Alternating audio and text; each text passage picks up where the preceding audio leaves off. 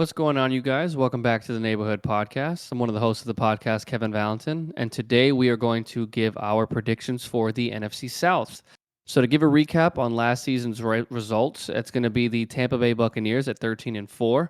They won the division and obviously went into that epic battle against the Rams and fell short. We have the New Orleans Saints, who get Jameis Winston back at 9-8. The Falcons, who lost Matt Ryan this offseason, they went 7-10. And the Carolina Panthers, with their quarterback carousel going around right now, with the competition between Baker Mayfield and Sam Darnold, they went 5-12. So, Kyle, in your opinion, what do you think the outcome of the NFC South will be, and who will be crowned division champion? Well, I think when it's all said and done, I think the Tampa Bay Buccaneers will be NFC South champs once again.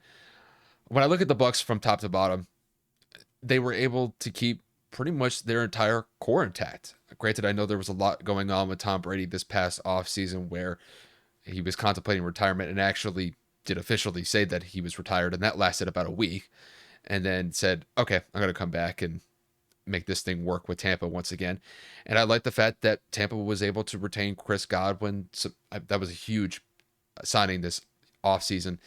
And the fact that they were able to keep Shaq Barrett, they were able to keep Levante David. These are some pivotal pieces for Tampa as far as I'm concerned. And, keeping those core guys there for the foreseeable future, I think that's going to help Tampa immensely this upcoming season.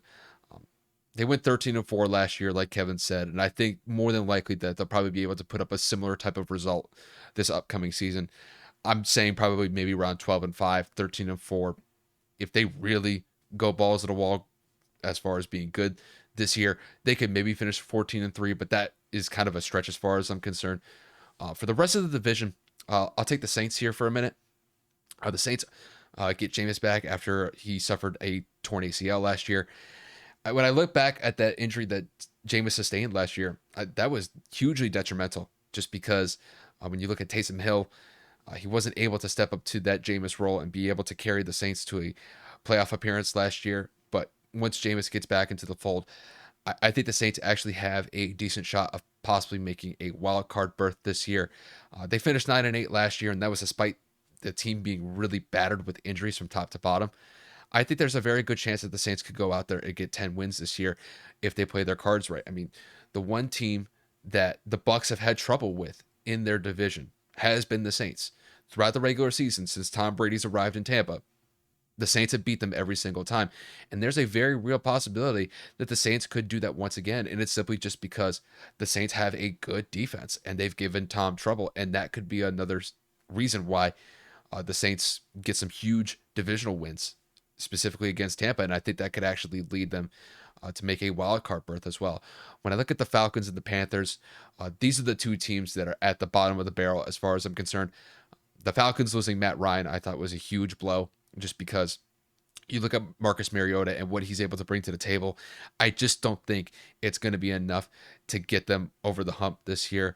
Calvin Ridley is still serving a 1-year suspension. Granted, that could be a whole other side story.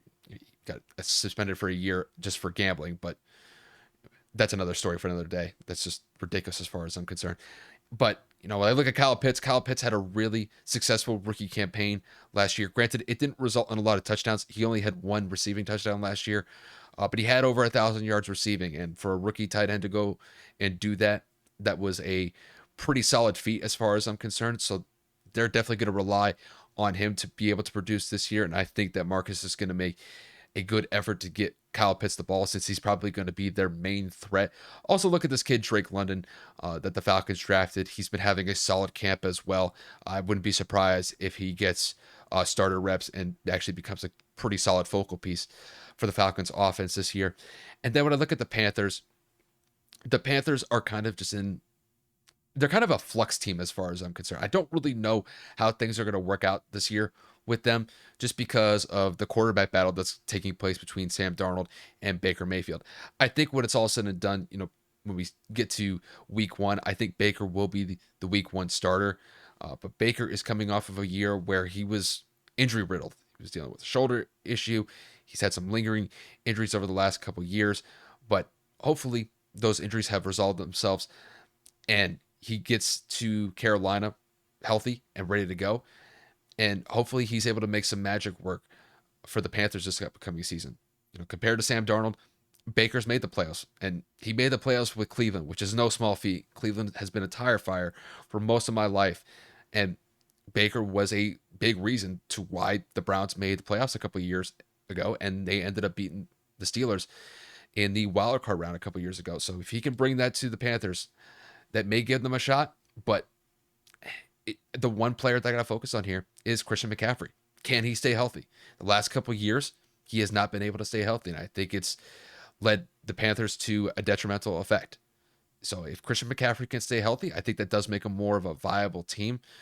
But like I said, I just think that the Bucks and the Saints are head and shoulders better than them. And I think really when I look at the Panthers, it's really kind of a fight for third place with the Falcons this upcoming season. There's no other way to say it. So just to kind of round out the NFC South from top to bottom, I got the Buccaneers in first place. They will be the NFC South champs. The Saints will be in second place fighting for a wild card spot. I'm going to say the Panthers are going to get third place just because I think that Baker's going to have a solid impact for them this upcoming year. And then I'm going to put the Falcons in fourth place. That's just how I see it.